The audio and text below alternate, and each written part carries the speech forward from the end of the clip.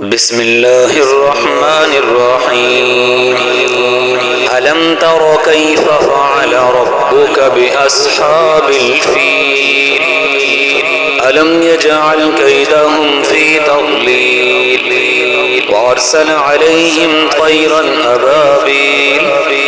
ترميهم بحجارة من سجيل فجعلهم كعصف مأكول